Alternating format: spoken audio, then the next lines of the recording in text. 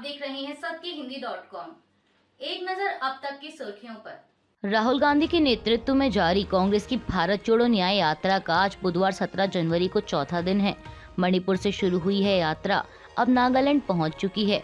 आज चौथे दिन यात्रा की शुरुआत नागालैंड के वीके टाउन से की गई।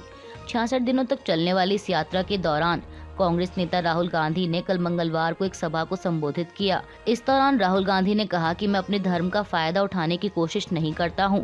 उन्होंने कहा कि मैं अपने धर्म के सिद्धांतों पर जिंदगी जीने की कोशिश करता हूं, इसलिए मैं लोगों की इज्जत करता हूं, अहंकार से नहीं बोलता, नफरत नहीं फैलाता और यही मेरे लिए हिंदू धर्म है। बता दें कि राहुल गांधी का यह बयान बीजेपी की उस टिप्पणी के बाद आया है जिसमें बीजेपी ने कांग्रेस को हिंदू विरोधी बताया था। दरअसल कांग्रेस ने अयोध्या के राम मंदिर प्राण प्रतिष्ठा में शामिल होने से इनकार किया है, जिसे लेकर बीजेपी लगातार कांग्रेस पर हमलावर है। कांग्रेस की भारत जोड़ो न्याय यात्रा जिन 15 राज्यों से होकर गुजरेगी उनमें असम भी शामिल है। ऐसे में असम के मुख्यमंत्री हेमंत बिस्वा शर्मा ने यात्रा के कारण अपने कार्यक्रम रद्द कर दिए हैं। मुख्यमंत्री ने कहा कि मैंने अपने सभी कार्यक्रमों का ऐलान कांग्रेस से पहले ही कर दिया था, करीब 1 महीने पहले, लेकिन बावजूद इसके मैंने कांग्रेस की यात्रा के कारण 18 से 19 जनवरी को पहले से निर्धारित कार्यक्रमों को रद्द कर दिया है। इतने बड़े दिल वाली सरकार आपने कभी नहीं देखी होगी।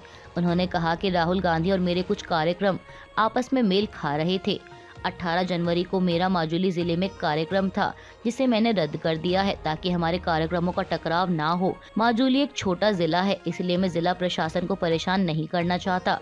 इसके अलावा 18 और 19 जनवरी को जोरहाट और डेरगांव में मेरा राशन कार्ड वितरण कार्यक्रम था जिसे भी मैंने कांग्रेस की यात्रा के कारण रद्द कर दिया। साथ ही उन्होंने अमित शाह के 20 जनवरी को होने वाले असम दौरे को लेकर कहा कि अभी उनका कार्यक्रम तय नहीं हुआ है और हम सुनिश्चित करेंगे कि शाह का कार्यक्रम और कांग्रेस की यात्रा आपस में ना टकराएं। लोकसभा चुनाव के मद्देनजर बिहार सरकार ने बड़ा दांव खेला है। दरअसल नीतीश कुमार सरकार ने चुनाव से पहले जाति आधारित जनगणना और आर्थिक सर्वे के आधार पर चिन्हित 94 लाख से भी ज्यादा परिवारों को 2-2 लाख रुपए देने का प्रस्ताव पारित किया है। बता दें कि कल मंगलवार को बिहार कैबिनेट की बैठक हुई थी जिसमें यह प्रस्ताव पेश किया गया जिसे कैबिनेट की मंजूरी मिल गई है। इसके तहत 94,33,312 गरीब परिवारों को 2-2 लाख रुपए दिए जाएंगे। इसकी जानकारी देते हुए कैबिनेट के अपर मुख्य सचिव ने बताया कि बिहार लघु उद्यमी योजना के तहत राज्य सरकार गरीब परिवारों को 2-2 लाख रुपए देगी। सरकार द्वारा यह योजना लागू करने के लिए प्रक्रिया निर्धारित कर दी गई है और 62 ऐसे उद्योगों को भी चिन्हित किया गया है जिसके लिए यह पैसा दिया जाएगा। बता दें कि योजना के मापदंडों के मुताबिक गरीब परिवारों की आमदनी 6,000 रुपए महीने से ज्यादा नहीं होनी चाहिए और यह पैसा 3 किस्तों में दिया जाएगा।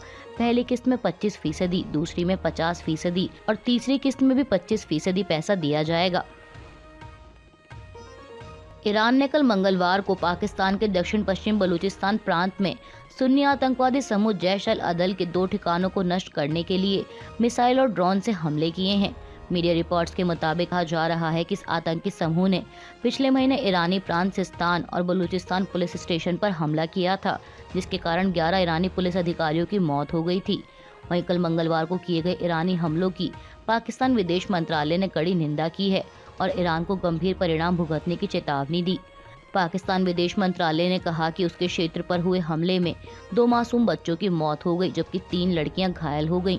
मंत्रालय ने हवाई हमले को पाकिस्तान के हवाई क्षेत्र का अकारण उल्लंघन बताया है और कहा है कि यह और भी चिंताजनक है कि पाकिस्तान और ईरान के बीच संचार के कई चैनल मौजूद होने के बावजूद यह अवैध कृत्य हुआ है।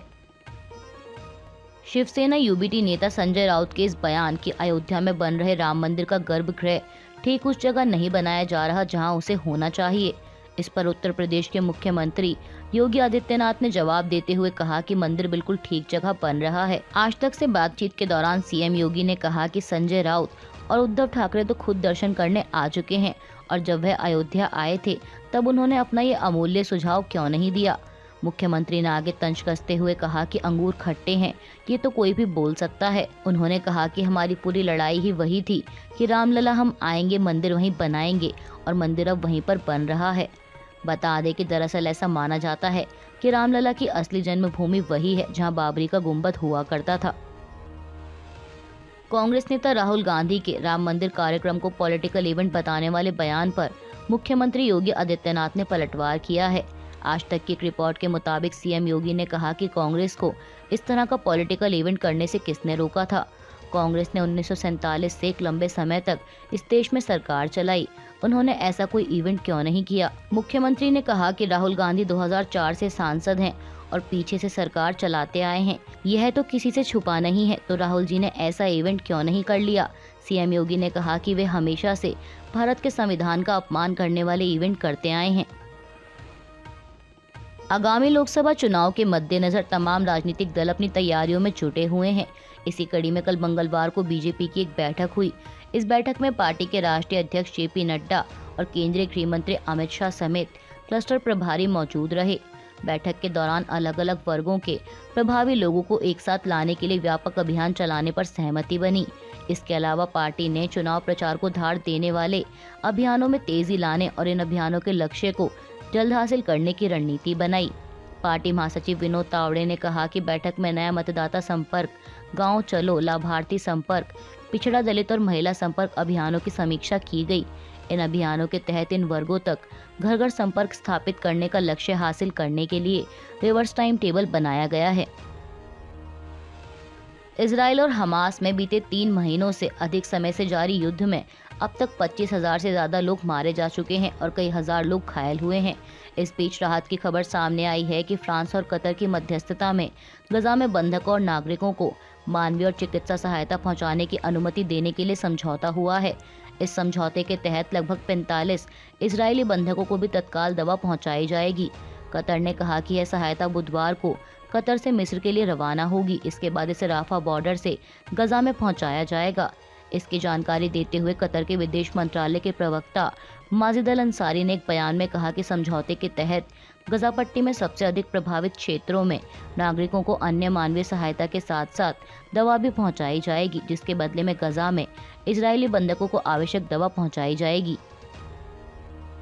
सऊदी अरब के विदेश मंत्री प्रिंस फैसल बिन फरहान बिन अब्दुल्ला ने अपने एक हालिया बयान में कहा है कि हम इजराइल को तभी मान्यता देंगे जब हालात पूरी तरह से सामान्य हो जाएं और एक ऐसा समझौता हो जिसमें फिलिस्तीन को एक देश का दर्जा मिल जाए। स्विट्जरलैंड के दावोस में चल रहे वर्ल्ड इकोनॉमिक फोरम में एक पैनल में बात करते हुए प्रिंस फरहान बिन अब्दुल्ला ने कहा कि हम मानते हैं कि क्षेत्रीय शांति में इजराइल के लिए शांति भी शामिल है, लेकिन यह केवल तभी संभव हो सकता है जब फिलिस्तीनियों के लिए एक अलग फिलिस्तीन देश बनाया जाए। जब उनसे पूछा गया कि क्या तब सऊदी अरब इजराइल को मान्यता देगा, इस पर उन्होंने कहा कि बिल्कुल। प्रिंस फैसल ने कहा कि फिलिस्तीनियों के लिए एक अलग देश बनाकर क्षेत्रीय शांति हासिल करने को लेकर हम अमेरिकी प्रशासन के साथ काम कर रहे हैं और गजा के संदर्भ को देखते हुए ऐसा करना और भी ज्यादा प्रासंगिक हो गया है। आपको बता दें कि 7 अक्टूबर को हमास के इजराइल पर हमले से पहले सऊदी अरब इजराइल के साथ बातचीत आगे बढ़ाने वाला था और इस पहल के पीछे अमेरिका का हाथ था, लेकिन हमास के हमले के बाद सऊदी ने इजराइल के साथ होने वाली संभावित बातचीत को ठंडे बस्ते में डाल दिया। मध्य प्रदेश के मुख्यमंत्री मोहन यादव ने कहा है कि चित्रकूट को अयोध्या की तर्ज पर विकसित किया जाएगा, क्योंकि यह भगवान राम के जीवन से जुड़े सबसे महत्वपूर्ण स्थलों में से एक है। उन्होंने कहा कि चित्रकूट सहित रामवन पथ गमन मार्ग के सभी प्रमुख स्थानों को विकास किया जाएगा और इसके लिए पूरी कार्य योजना तैयार की जाएगी। समाचार एजेंसी पीटीआई के मुताबिक मुख्यमंत्री ने अधिकारियों से कहा कि भगवान कामतानाथ के परिक्रमा पथ का निर्माण जल्द शुरू किया जाए। इसके साथ उन्होंने मध्य प्रदेश के मंदिरों पर एक किताब भी जारी की है, जिसमें 155 प्रमुख मंदिरों की तस्वीरें और 6,800 राम मंदिरों के बारे में जानकारी है। डीप फेक के बढ़ते मामलों को देखते हुए केंद्र सरकार एक्टिव है। इस बीच खबर है कि 7 से 8 दिनों के अंदर सरकार इस संबंध में आईटी एक्ट के नए नियम जारी करेगी और नए नियम आने के बाद डीप फेक के आरोपियों के खिलाफ आईटी एक्ट के तहत कार्रवाई होगी। इस बारे में कल मंगलवार को केंद्रीय मंत्री राजीव चंद्रशेखर ने जानकारी दी। उन्होंने कहा कि सरकार अगले 7 से 8 दिनों में संशोधित आईटी नियम जारी करने जा रही है और नए आईटी नियमों में डीप फेक और गलत सूचना से जुड़े प्रावधानों को और सख्ती के साथ स्पष्ट किया जाएगा। उन्होंने कहा कि सरकार ने इसके लिए एक एडवाइजरी जारी की है और अगर सरकार को लगता है कि इस एडवाइजरी का पालन नहीं किया जा रहा तो इसको लेकर स्पष्ट प्रावधानों के साथ संशोधित नया आईटी नियम भी लाया जाएगा। केंद्रीय मंत्री ने कहा कि आईटी नियम में पहले ही फेक न्यूज और डीप फेक पर कार्रवाई का प्रावधान है, जिसका पालन करना अनिवार्य है। उन्होंने स्पष्ट किया कि डीप फेक वीडियो रोकने की जिम्मेदारी प्लेटफॉर्म की है और अगर कोई भी प्लेटफॉर्म इसमें चूक करता है तो सरकार उसके खिलाफ एक्शन लेगी। कंपनी अपने प्लेटफॉर्म को ऐसे लोगों को यूज करने की इजाजत ना दें। अयोध्या के राम मंदिर प्राण प्रतिष्ठा समारोह से पहले राजनीतिक गलियारों में बयानबाजी का दौर जारी है। इसी कड़ी में कर्नाटक सरकार में मंत्री और कांग्रेस नेता KN राजन्ना ने बीजेपी पर हमला बोला है। उन्होंने कहा कि राम मंदिर को लेकर हजारों सालों का इतिहास रहा है, लेकिन बीजेपी यह मंदिर चुनाव के लिए बना रही है। कांग्रेस नेता ने कहा कि मैं अयोध्या बाबरी मस्जिद गिराए जाने के बाद गया था। इस दौरान टेंट में 2 डॉल रखकर उन्हें ये लोग राम भगवान कहने लगे। घर के पास जब हम राम मंदिर जाते हैं तो हमें अलग महसूस होता है, लेकिन अयोध्या में मुझे कुछ भी महसूस नहीं हुआ। दिल्ली के मुख्यमंत्री और आम आदमी पार्टी प्रमुख अरविंद केजरीवाल के प्राचीन श्री बालाजी मंदिर में हुए सुंदरकांड पाठ में शामिल होने को लेकर AIMIM प्रमुख असदुद्दीन ओवैसी ने CM केजरीवाल पर तंज कसते हुए कहा कि इनमें और बीजेपी में कोई अंतर नहीं है। समाचार एजेंसी ANI से बात करते हुए ओवैसी ने कहा कि मैंने देखा कि दिल्ली के मुख्यमंत्री अरविंद केजरीवाल और उनकी सरकार सुंदरकांड पाठ करेगी। ऐसे में आम आदमी पार्टी बीजेपी और RSS से कैसे अलग है? आम आदमी पार्टी PM नरेंद्र मोदी की राह पर चल रही है। ये कम्पेटिटिव हिंदुत्व की राजनीति कर रही हैं। AIMIM प्रमुख ने आम आदमी पार्टी पर हमला जारी रखते हुए आगे कहा कि RSS का छोटा रिचार्ज ने फैसला लिया है कि दिल्ली की हर विधानसभा में हर महीने के पहले मंगलवार को सुंदरकांड पाठ का आयोजन किया जाएगा। ये फैसला 22 जनवरी के उद्घाटन की वजह से लिया गया है। उन्होंने कहा कि आपको याद दिला दूं कि इन लोगों ने बिल्किस बानो के मसले पर चुप्पी बनाए रखी थी। कहा था कि वो सिर्फ शिक्षा और सेहत जैसे मामलों पर बात करना चाहते हैं। ओवैसी ने पूछा कि क्या सुंदरकांड पाठ शिक्षा है या सेहत? असल बात तो ये है कि इन्हें इंसाफ से परहेज है। यह लोग संघ के एजेंडे का पूरा साथ दे रहे हैं। आप न्याय, मोहब्बत, फलाना का बाजा बजाते रहो और साथ में हिंदुत्व को मजबूत करते रहो। वाह। असदुद्दीन ओवैसी के तंज पर पलटवार करते हुए आम आदमी पार्टी नेता सौरभ भारद्वाज ने कहा कि उन्हें भगवान आशीर्वाद दें। आप नेता ने कहा कि मुझे नहीं लगता कि उनकी बात का जवाब देना चाहिए। मैं तो हनुमान भगवान से प्रार्थना करूंगा कि ओवैसी साहब को भी आशीर्वाद दें। उन्होंने कहा कि किसी भी पार्टी को सुंदरकांड पाठ से ऐतराज नहीं होना चाहिए। स्टॉक मार्केट आज बुधवार 17 जनवरी को नेगेटिव नोट पर खुली है, जहां निफ्टी 200 अंक गिरकर 21,800 के पास आ गया है, तो वहीं सेंसेक्स 700 अंक नीचे 72,400 पर कारोबार कर रहा है।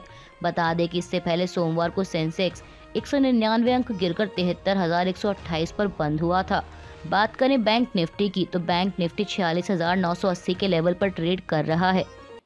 अभी के लिए बस इतना ही। बाकी की खबरों के लिए जुड़े रहिए सत्यहिंदी.com के साथ।